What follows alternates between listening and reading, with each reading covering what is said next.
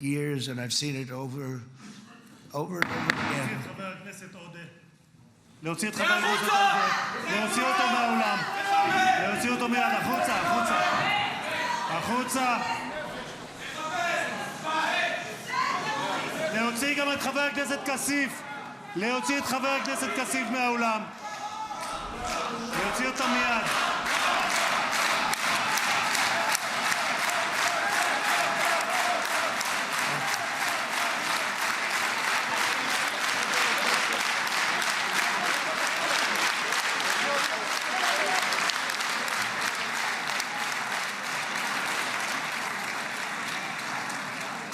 Sorry for that, Mr. President. Thank you. Please.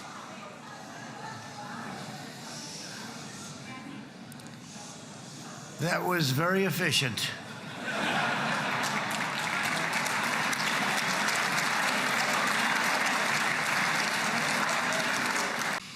The United States of America grieved alongside you, and we mourned for our own citizens who were so viciously taken that day. And to all the families whose lives were forever changed by the atrocities of that day, and all of the people of Israel, please know that America joins you in those two everlasting vows: never forget and never again.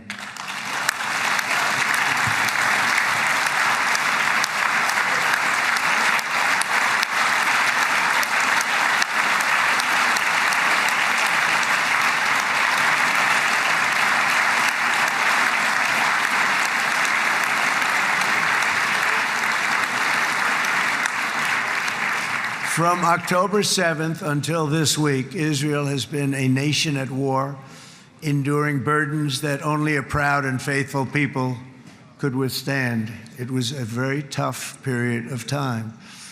For so many families across this land, it has been years since you've known a single day of true peace. But now at last, not only for Israelis, but also for Palestinians and for many others, the long and painful nightmare is finally over. And as the dust settles, the smoke fades, the debris is removed, and the ashes cleaned from the air, the day that breaks on a region transformed, and a beautiful and much brighter future appears suddenly within your reach. This is now a very exciting time for Israel and for the entire Middle East, because all across the Middle East, the forces of chaos, terror, and ruin that have plagued the region for decades now stand weakened, isolated, and totally defeated. A new coalition of proud and responsible nations is emerging, and because of us, the enemies of all civilization are in retreat. But many of Iran's top terrorists, including nuclear scientists and commanders, have been extinguished from this earth. And with Operation Midnight Hammer, boy, that's a great name for that, what we did last June. The United States military flew 7 of those beautiful B-2 bombers. They look so beautiful all of a sudden. They were always, I thought they were pretty planes. I had no idea they could do what they did. So we dropped 14 bombs on Iran's key nuclear facilities, totally, as I said originally, obliterating them. And that's been confirmed, and everybody understands it. Together we stopped the #1 state sponsor of terror from obtaining the world's most dangerous weapons.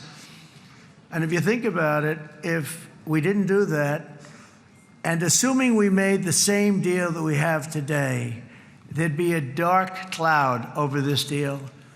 And #1, it wouldn't happen because the other Arab and Muslim nations really wouldn't feel comfortable making the deal that we have now, right? If Iran had that nuclear weapon that they were about 2 months away from having. They would have had it in 2 months or maybe less than that. They were right at, this was our last shot. We took a big cloud off of the Middle East and off of Israel.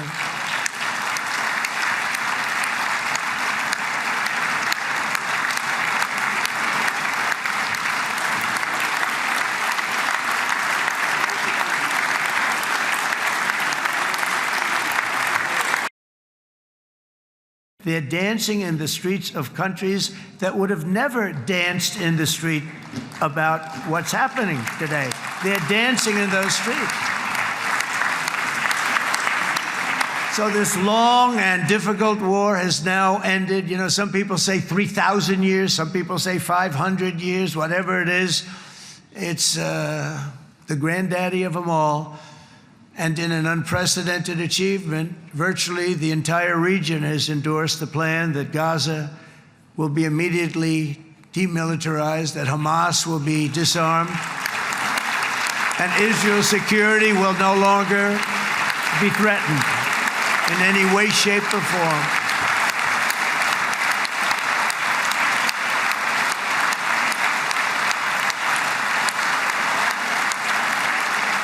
So Israel, with our help, has won all that they can by force of arms. You've won. I mean, you've won. Now it's time to translate these victories against terrorists on the battlefield into the ultimate prize of peace and prosperity for the entire Middle East. It's about time you were able to enjoy the fruits of your labor. Mr. Opposition Leader. I said he's a very nice opposition leader. I think, no, he's a nice man. Bibi, he's a nice man.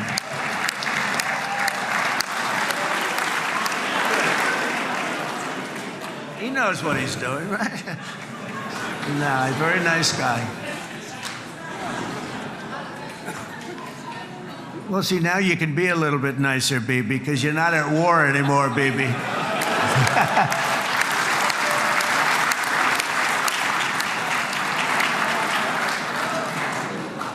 But only by embracing the opportunities of this moment can we achieve our goal of ensuring that the horrors of recent years will never happen again. You don't want to have to go through this again. 8 years. The world is loving Israel again, and I said to Bibi, you know, the world is big and it's strong. And Ron, ultimately, the world wins. And we don't have to worry about that now. But there was getting to be a period of time over the last few months, you know, the world wanted peace and Israel wanted peace. Everybody did. Everybody did. And what a victory it's been, right? What a victory it's been. If you would have gone on for 3, 4 more years, keep fighting, it was getting bad. It was getting heated. The timing of this is brilliant. And I said, Bibi, you're going to be remembered for this far more than if you kept this thing going, kill. It would be it would not be the same. And I just want to congratulate you for having the courage to say, that's it, we've won, and now let's enjoy our lives and let's rebuild Israel and make it stronger and bigger and better than it's ever been before. We're going to do that. Took a lot of guts.